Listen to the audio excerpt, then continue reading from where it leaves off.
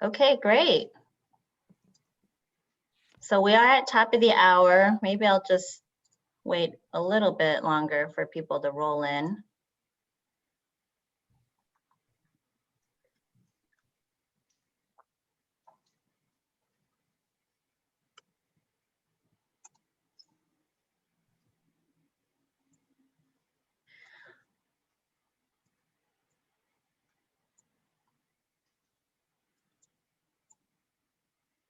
Yeah. Ken.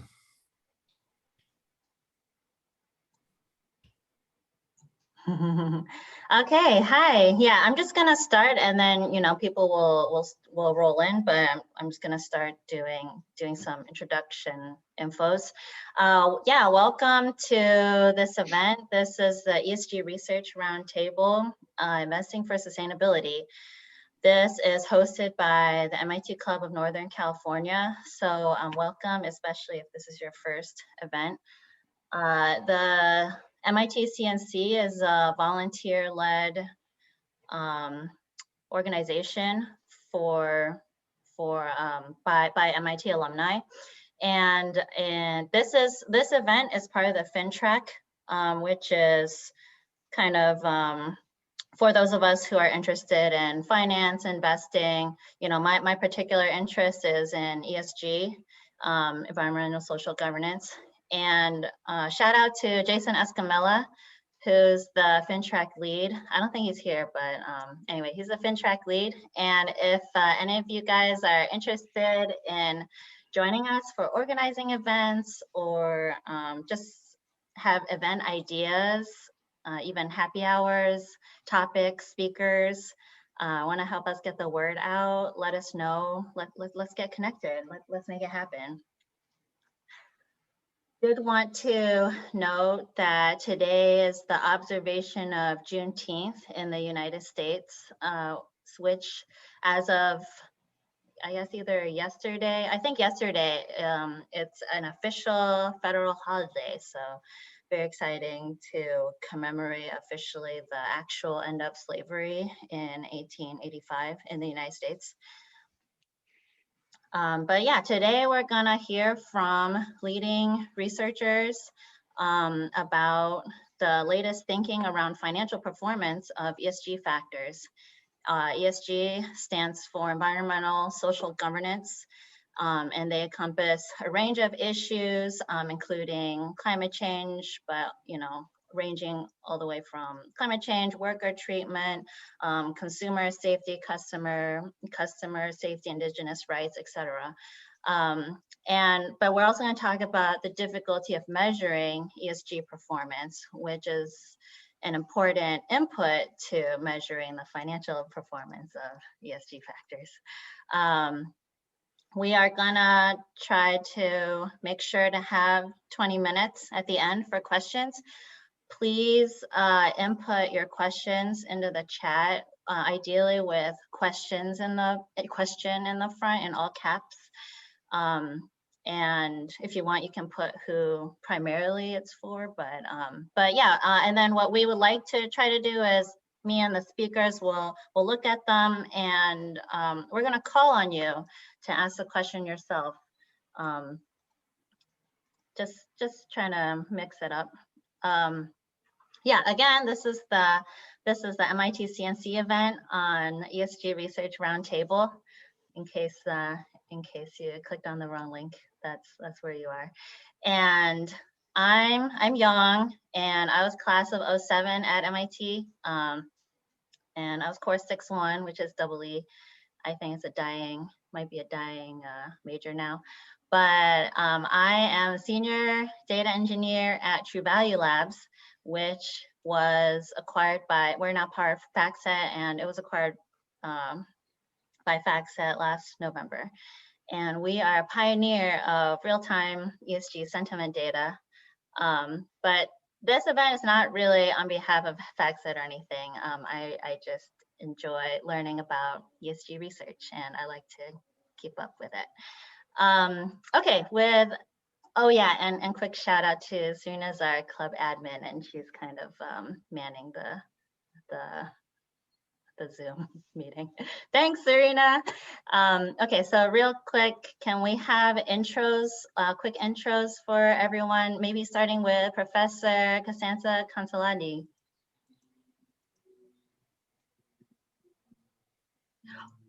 Well, it is typical. I was muted. Thank you, Yang, and good evening, everybody. I would say here in Italy is evening is 8 p.m. So good evening, everybody.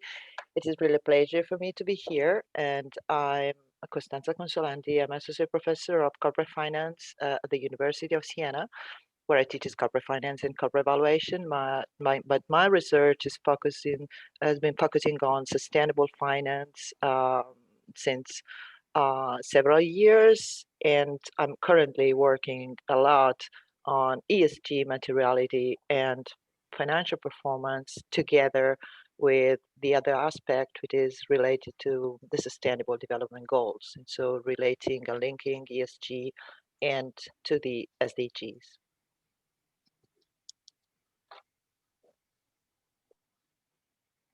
Oh, Florian, do you want to go next? Yes, of course. Thanks. Yeah, so I'm a postdoc at MIT. I've been a postdoc for a couple of years now. Originally, I wrote a PhD about, a long time ago, a PhD about financial performance and ESG performance, which turned out to be more a critique in the end than actually a lot of, of the whole field and most of the data actually.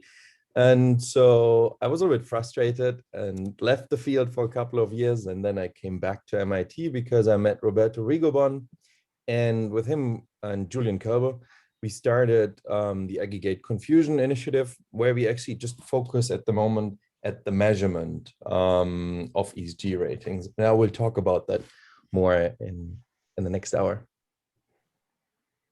Great, thanks. Yeah, Professor Jim Hawley. Yeah, hi, Young. Thanks for organizing this, and to others involved. And some people I know, good to see you all again, and a lot of people I don't know, so hopefully good to meet. I'm actually a Professor Emeritus from St. Mary's College, California. I've been involved in the issues of corporate governance and finance for well over 2 decades now, longer than I want to think about.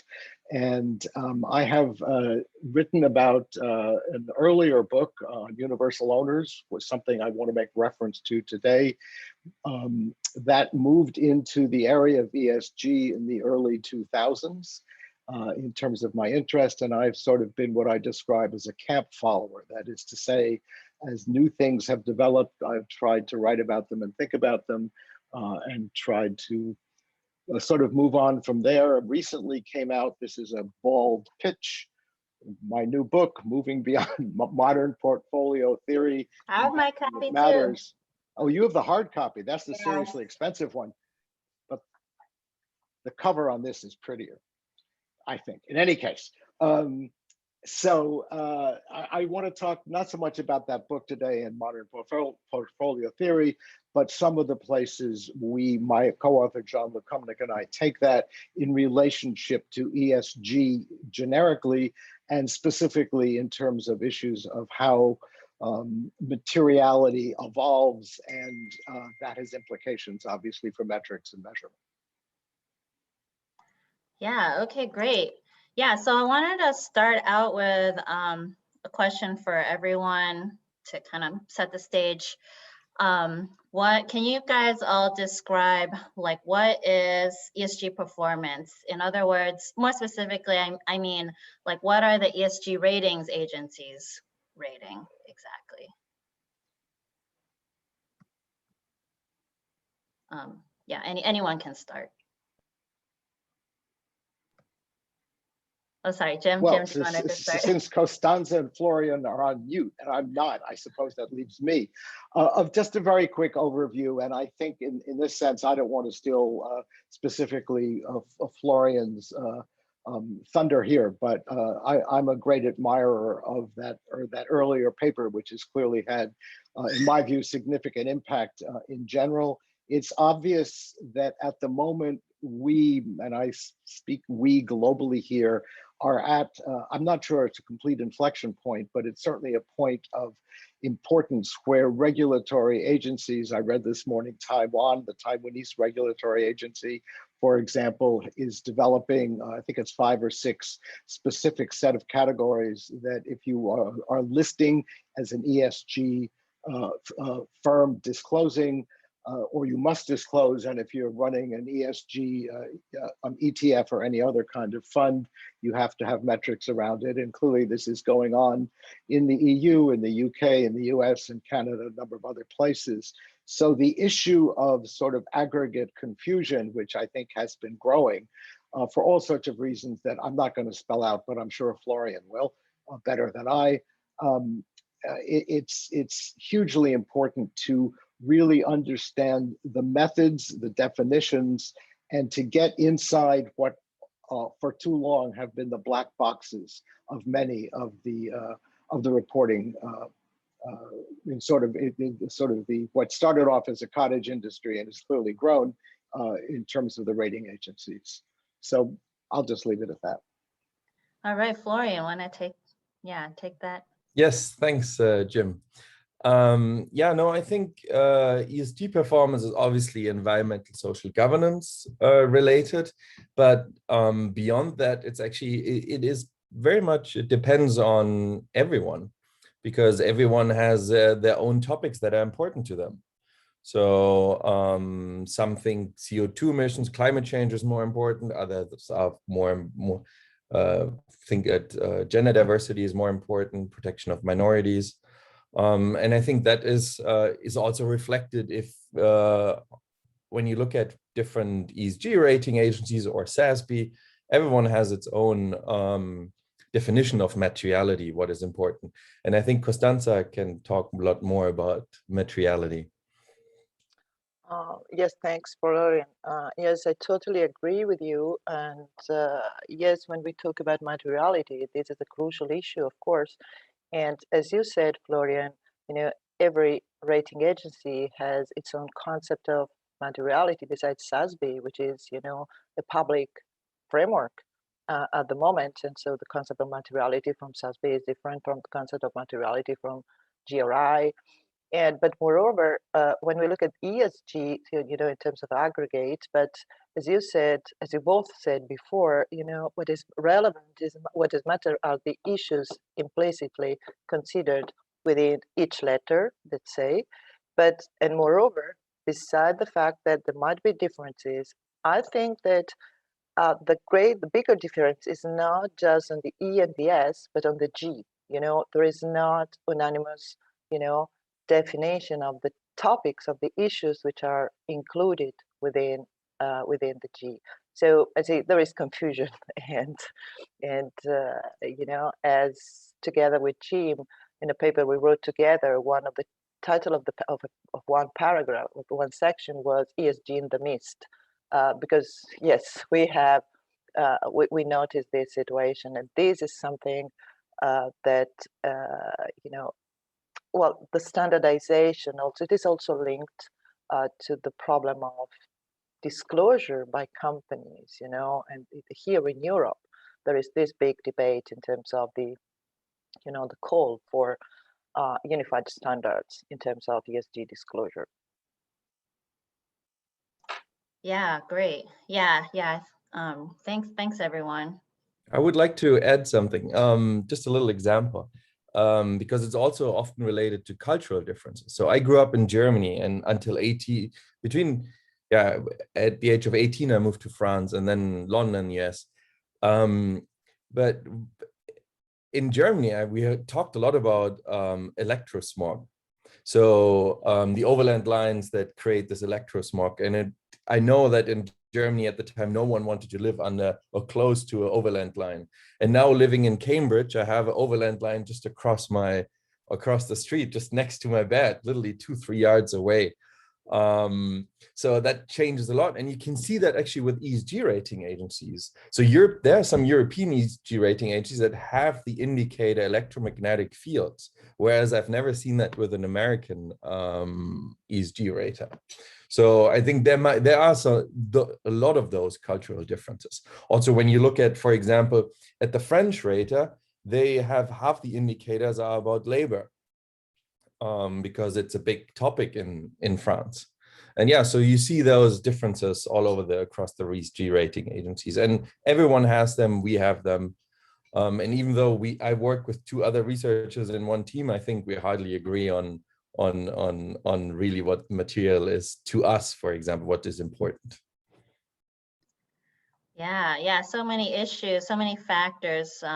There's material issues, risk, impact, kind of a lot of different ways to look at it. All right, this leads in nicely with Costanza's research. Yeah, can you go over, why don't you go over and describe your recent findings? Oops, they're muted.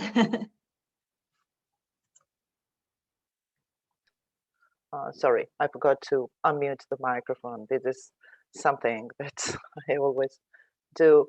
So this is my my last research published together with 2 colleagues and friends, so Gianpaolo Gabbi and Bob Eccles. We focused on materiality. It's within the framework of the relationship between ESG materiality and financial performance, but we tried to go deeply and change a bit the classical research questions. So we adopted the framework of SASB, the Sustainability Accounting Standard Board, for which materiality, an issue is material if it's able to affect one or more value drivers. So we're talking about financial materiality, so materiality for the investor perspective.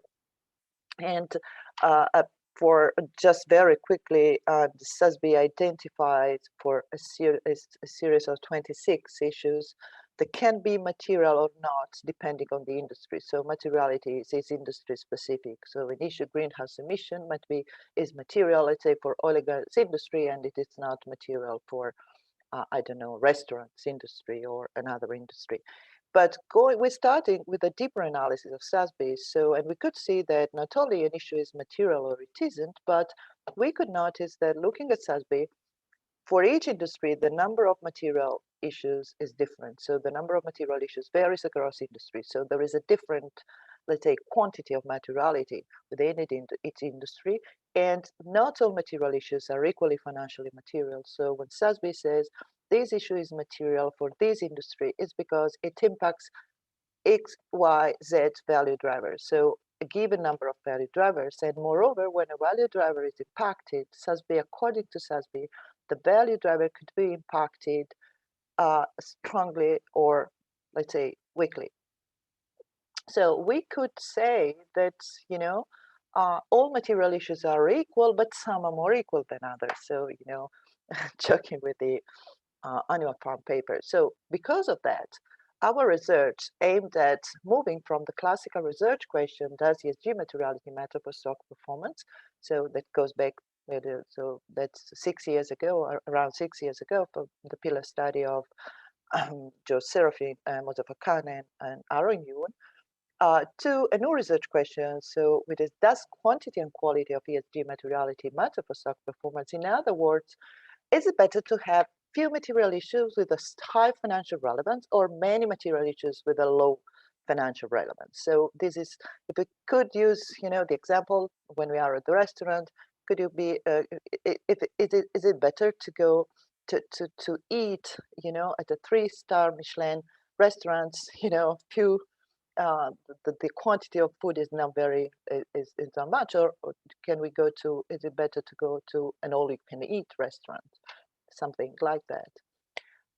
So because of that, so we measured and we calculated a series of indexes measuring the quantity and quality of materiality.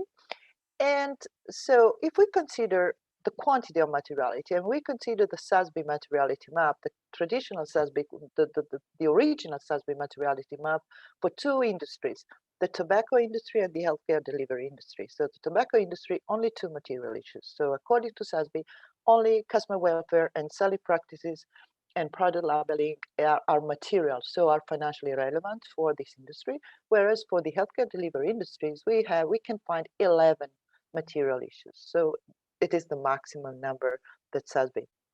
When we consider also the financial relevance and intensity of these issues that are considered material, the new materiality map is in this way. As you can see, this is the interesting, because from the for the tobacco industry, the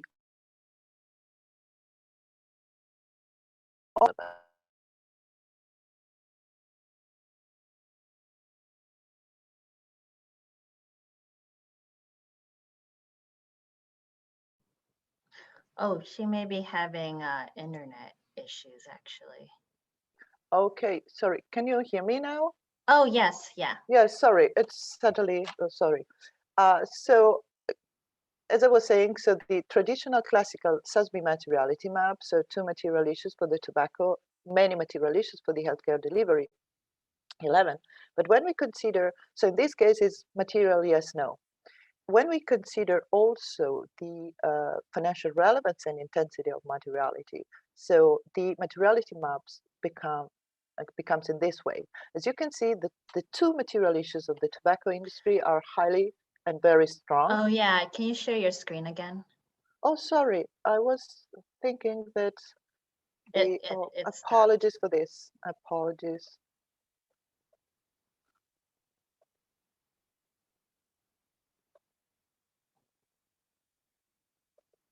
Okay, can you see? Yep, Okay, that's good. sorry. So when we consider the financial relevance and intensity, this is the new materiality map. So as we can see, tobacco, few material issues, very strong. Healthcare delivery, many material issues, but weak, you know, in terms of financial relevance. So considering this, what we did, we calculated for each industry a Gini index of ESG materiality, traditional ESG Gini index or concentration index. Among the three of us as authors, we used to call this paper the Mr. Gini paper, because we spent many nights with, I did spend many nights with Mr. Gini, you know, working with the Gini index. Then we applied, so the question was, does quantity and quality of materiality matter? To do this, so we work with a sample of US companies, headquartered US companies, from January 2008 to July 2019. The sustainability data were from TVL data. We considered monthly data, and we considered the material ESG scores for each company belonging to each industry. So the first empirical analysis, we considered a modified Thomas French 3 factors model, where we added the ESG score, the ESG momentum, in order to check if materiality matters, and indeed also in this in our analysis materiality matters. But when we added the Gini index, we could see that the Gini index effect was higher and positive. So quantity and quality of materiality matter more than the ESG momentum per se. And considering this, we could conclude that better fewer but better. We performed another analysis with the same companies, and so we indeed, considering the same companies included in our sample, we built a simple portfolio. The first portfolio was, let's say, weighted as using a market capitalization weighting. Then we adjusted this weight using the ESG momentum, and another portfolio using ESG momentum plus the Gini index weighting. And these are the results. So what we could see is that the ESG momentum plus Gini weighting methodology allowed us to have an excess active returns higher than the only ESG momentum weighted portfolio. And this is interesting that because, and what is interesting, if you can look at the figure on the right of your screen, and if you look at the green line, this happened, starting from 2015, especially. And 2015 is an important year. When it is in 2015, then the ESG, the sustainable finance and ESG investment started to have a higher relevance within the financial markets, and also with the concept of ESG materiality. What we also noticed is, and so I'm going to close, what we also noticed is that, so besides this higher performance, the ESG momentum plus the Gini index portfolio also recorded a higher risk. So this is, but I can talk about this when we talk about future research.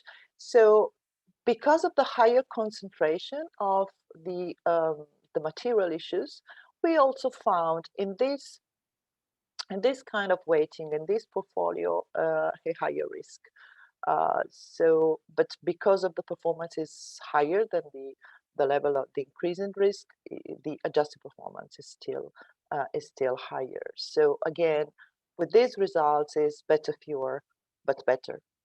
I'm close. I think I respected the time you gave me. That's great. Thank you so much. Yeah, really interesting, especially having because point of clarification, the Gini index is the materiality. It's the industry index, right, of the concentration. Yes, it is. All the materiality value are at the industry level. You consider, yes, this is one, I could say, a limitation of SASB, but not. So it is. The SASB framework is a framework which is at the sector industry level. Okay, it is not any company. Every company then might have, a specific analysis, its own analysis of materiality. Yeah. Yeah. Okay. So actually, Jim, do these findings kind of align from what you expect about material issues? And yeah, can you talk about how you've written about how materiality should evolve, like what's material today versus tomorrow? Yeah, I think that's very relevant to this kind of sure.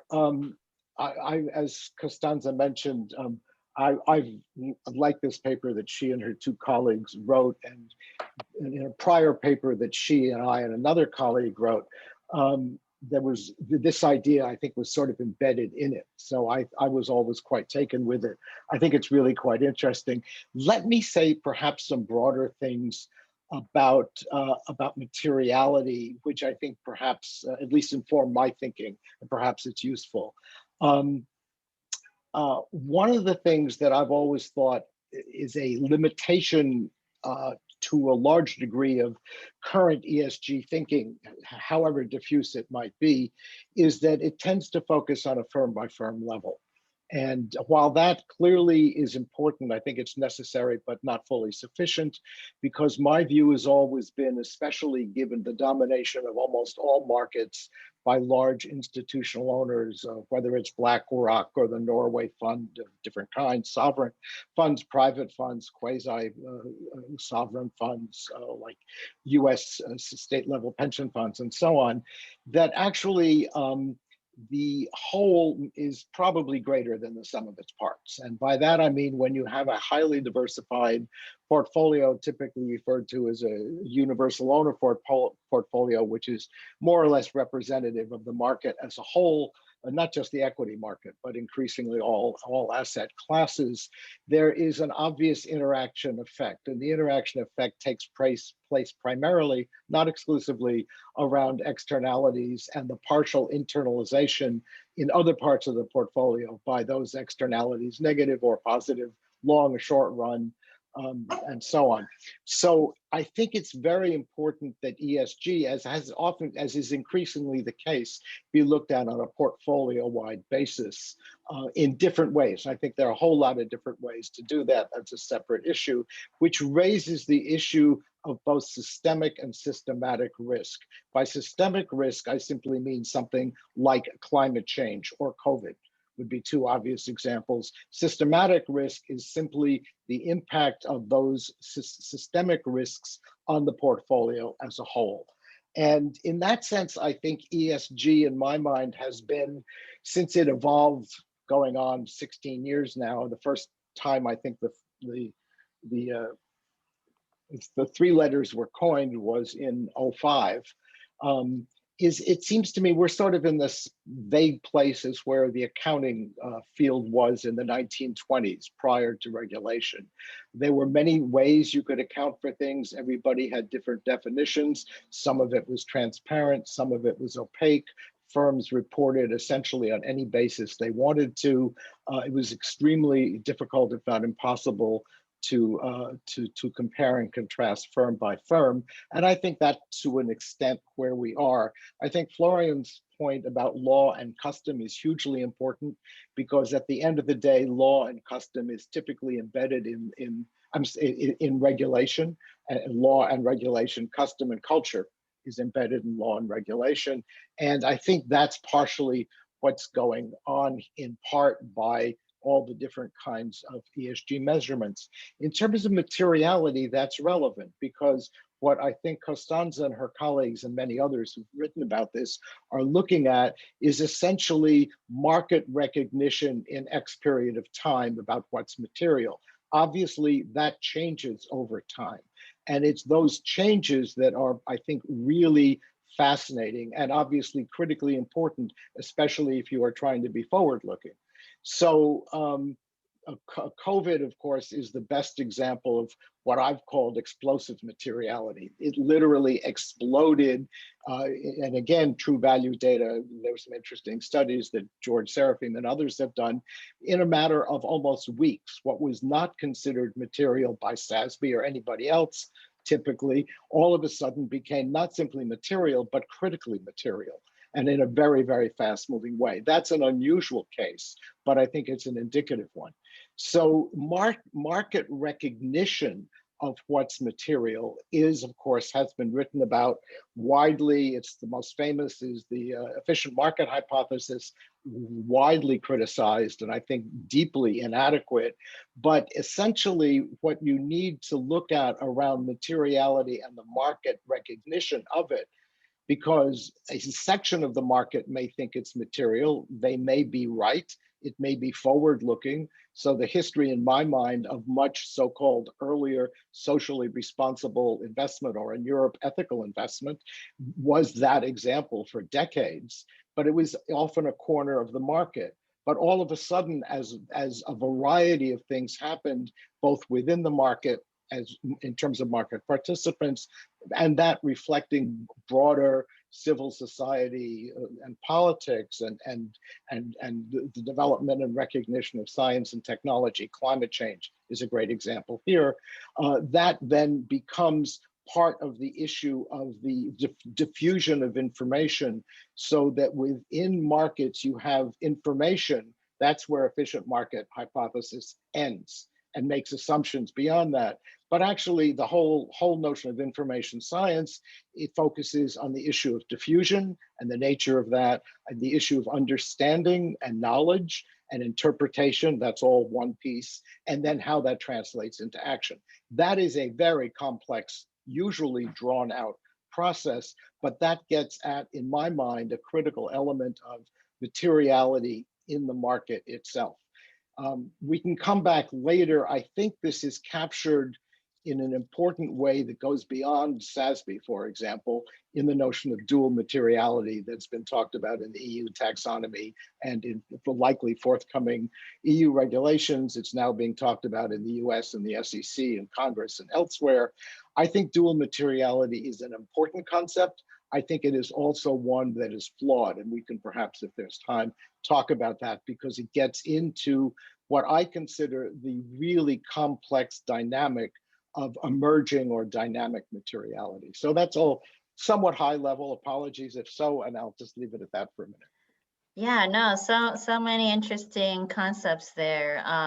And the explosive materiality example of COVID actually just made me wonder if there are some cases when, you know, ESG performance measurement, like ratings agencies, whether they should, maybe they should have different metrics for different time periods sometimes, you know, because some of those things may not have been very relevant, you know, before now. And some of them may go back to not being that relevant moving forward after the pandemic. Yeah, cool, great. Let's have Florian talk about his research, and which is really more about getting at how are ratings agencies measuring ESG and comparing how they're measuring. And in interest of time, let's focus on the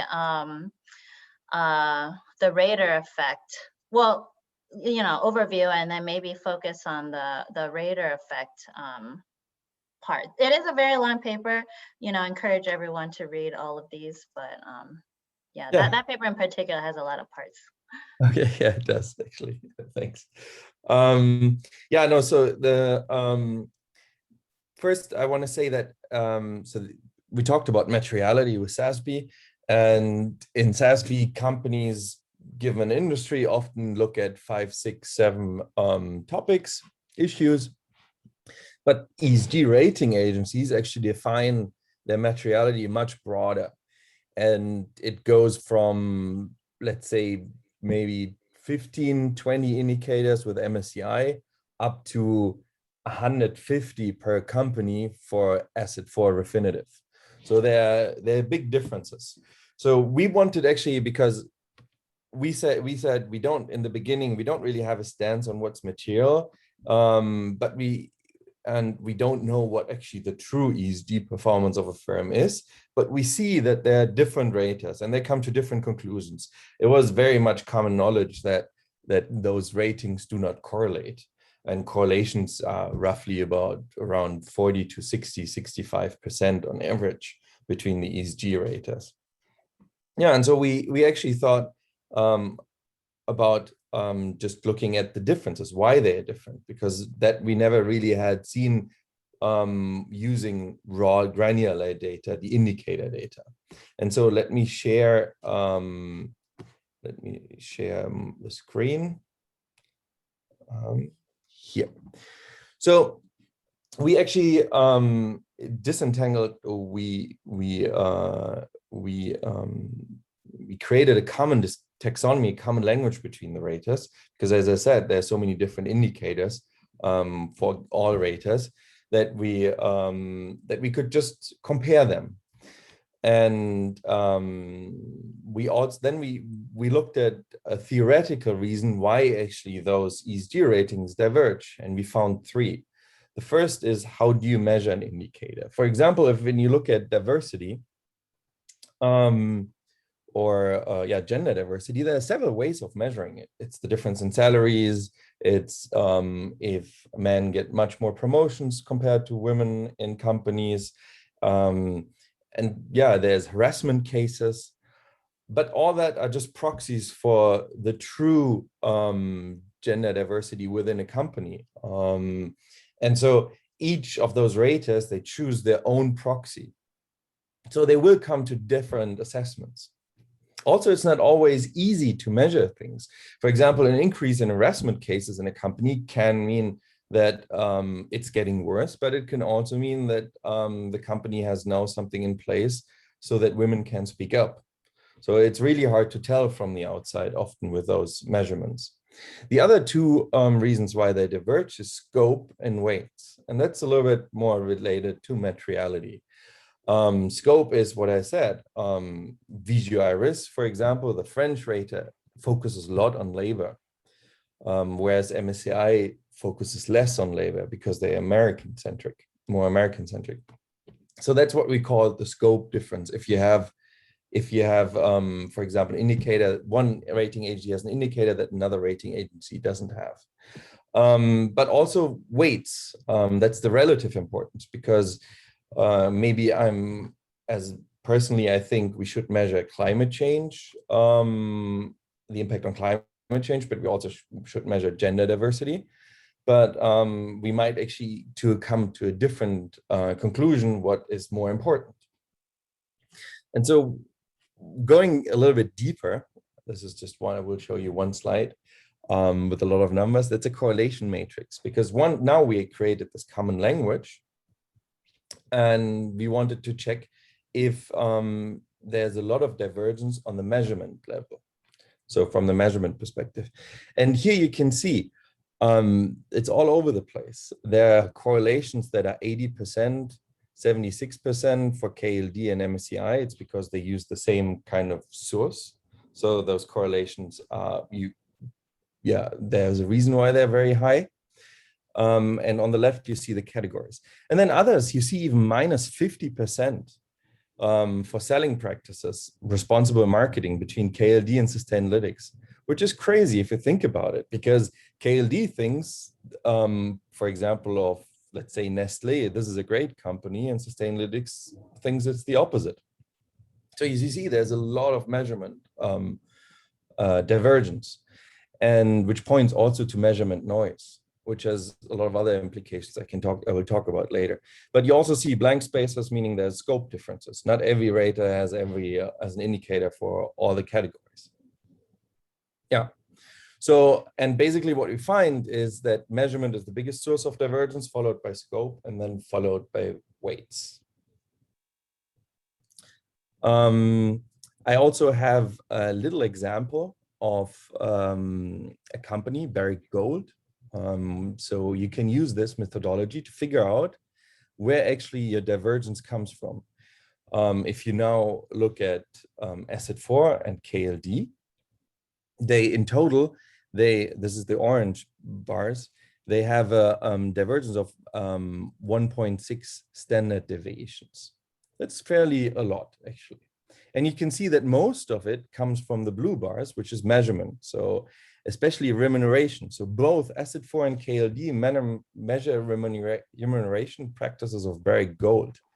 But they come obviously to quite different assessments. Then you also have weight, which is the pink ones. And you see that toxic spills are weighted differently between Asset 4 and KLD. Community and society, biodiversity, which are all fairly important indicators for a mining corporation.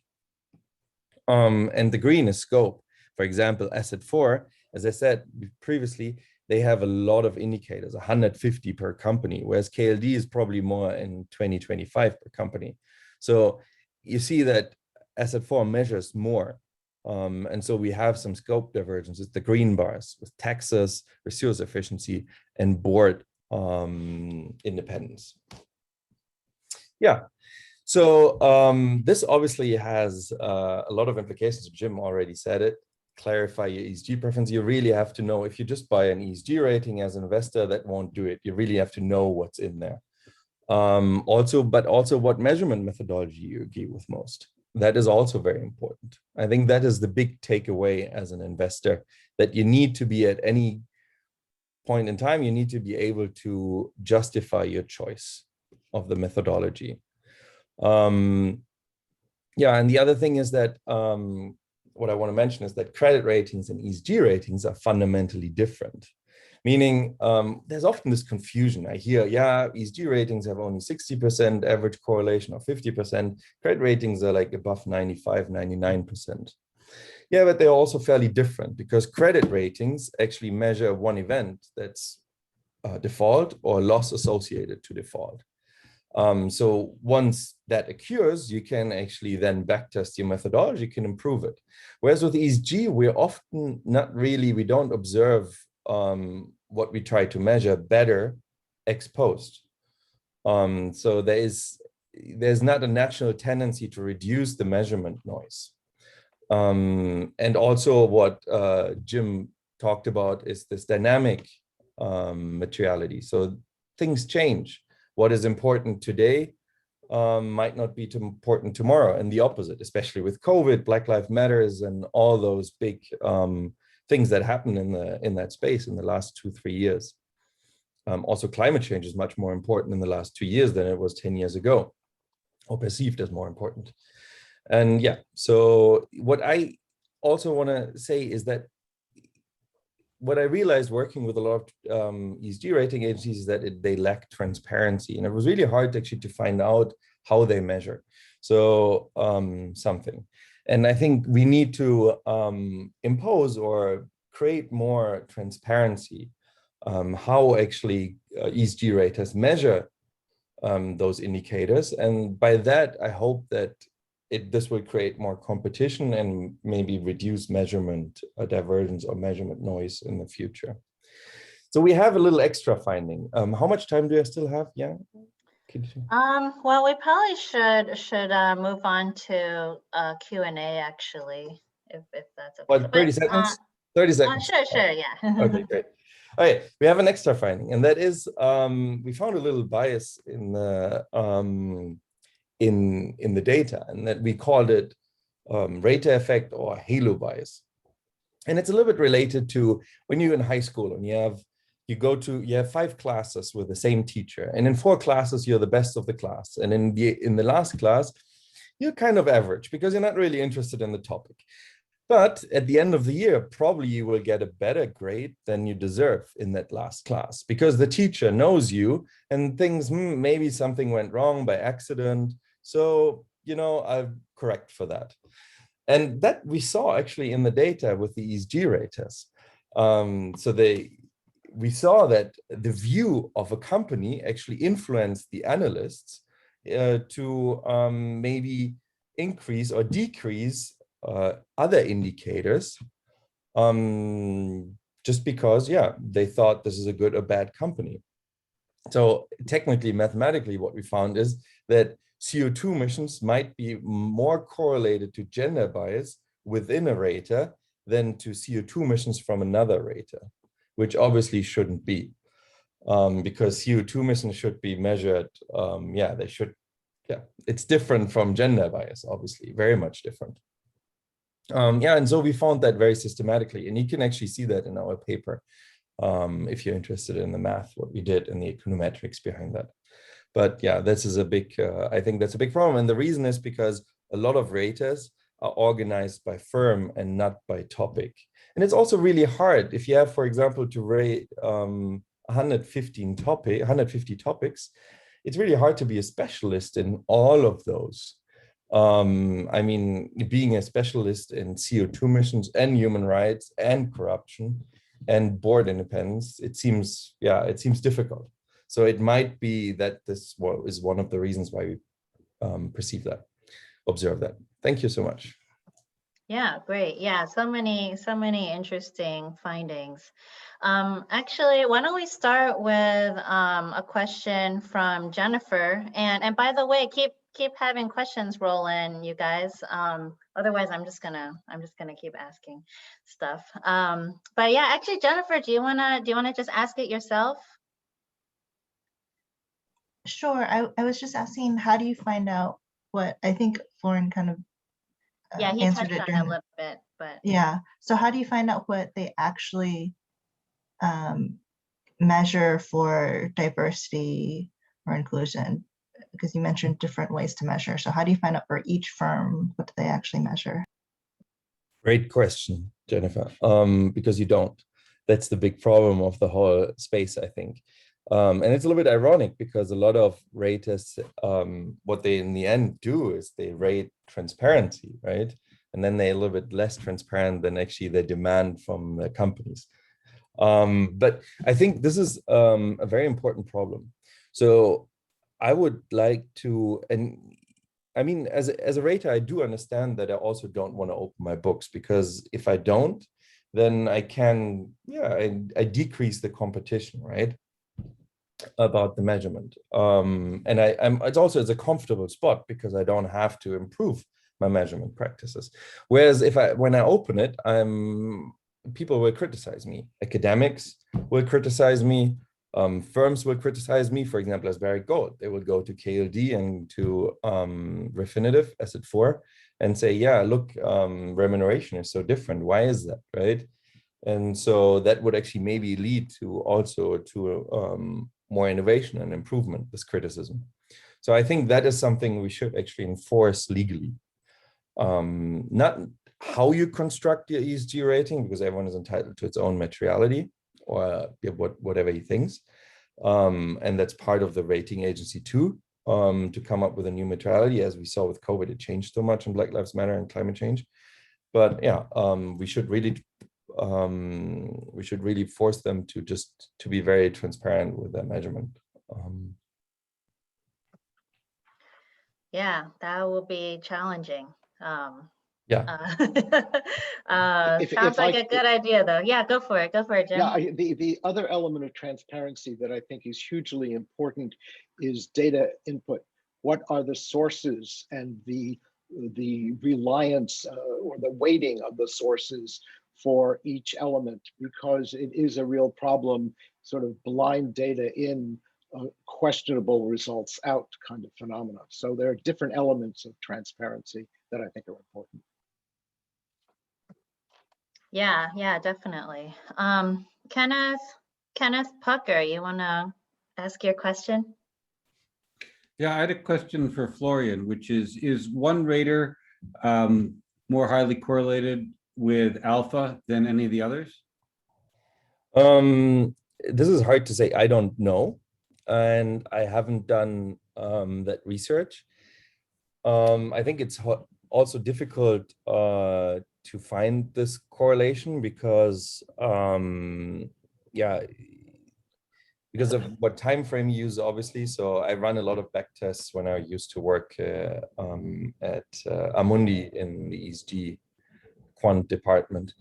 And I think it's very difficult. But what I can say is that if there's a big problem, if you ever want to measure that, there's a big problem of noise, what actually follows from my first paper, because there's there's much noise. It can be that the return is positive, it can be negative for certain reasons, but for surely it's the coefficient is not the true coefficient because there's a lot of noise involved. Yeah, Costanza, did you want to comment on that actually? Because yeah, like even like why you use TVL data. Yes, it for was. back test. Yes, I use TVL data for two main reasons. The first one is the frequency of the data. TVL data, by its nature, is available also on a daily basis. We use the monthly on a monthly basis, but this is for sure the frequency. And also we were focusing on also on sentiment data, or sentiment ESG data. But another point is that for sure TVL data is also has the positive aspect of transparency, because you know better than me.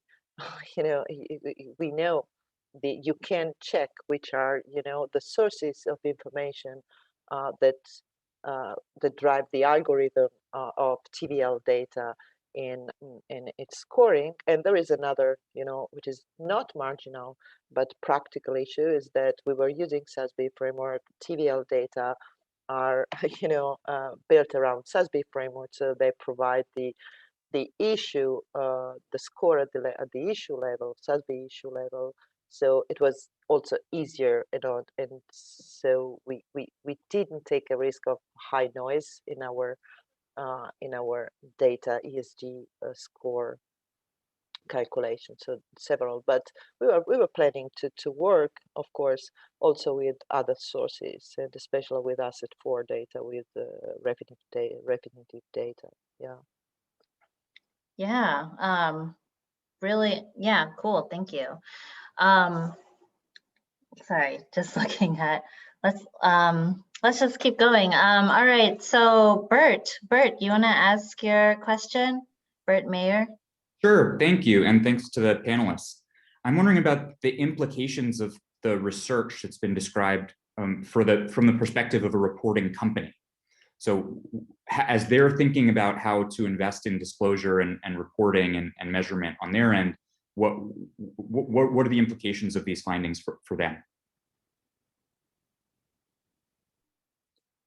Well, I can start with the answering which are the implications for companies with the findings of my research of the better, fewer, but better. So, for example, if we again consider the SASB framework, companies that probably has many material issues might focus on those material issues that are more financially relevant. And indeed, in another research we did, always with Bob Eccles and other authors, we tested if companies adopt SASB adopters. And what we noticed is that the SASB adopters, the analysis was related to 2019, SASB adopters, if they do not, let's say, follow SASB standards completely, when they adopt SASB standards only partially, they disclose on those issues that are highly financially relevant. So, of course, I'm not thinking that all the companies know perfectly what SASB requires, all the, the indicator of SASB, but this is a good confirmation of the materiality at the sector level, of course, of SASB. So those issues that SASB considers highly financially relevant are exactly those issues that companies disclose on. All right, probably we're kind of, we have 5 minutes left. May have time for one more question. Jason, you wanna do your question? Yeah, there we go. I think I got my mic going here. Hey guys, great work. You guys with a lot of the research ending in 2019, you kind of missed like 2020, the year ESG just went nuts. Curious what the researchers have to say. Obviously, much like the asset managers that had Apple in their portfolio, they outperformed, the ESG ratings that gave Apple a high score. So given that 2020 was a crazy year and the numbers are still coming together, any unofficial comments on what 2020 did to your guys' research, to the data set? Well, I can answer very quickly. This research was stopped in 2019, but I can tell you what happens in 2020 during the COVID. So during the COVID, well, not exactly with the Gini index, but was interesting. It was linked also to the explosive materiality mentioned by Jim. So the COVID-related issues, so those for which TVL data, observed a high increase in terms of volume. So companies performing well, top performing and overperforming on those COVID-related issues, so employee health, access and affordability, supply chain management, and these kind of issues during the COVID, they overperform the poor performance of these issues, and especially when we were talking about companies belonging to sectors highly impacted by the COVID. So we have some changes. So it is interesting during the COVID, everything changed in 2020. Yes, well, until let's say until July, then things went back not to normal, but almost.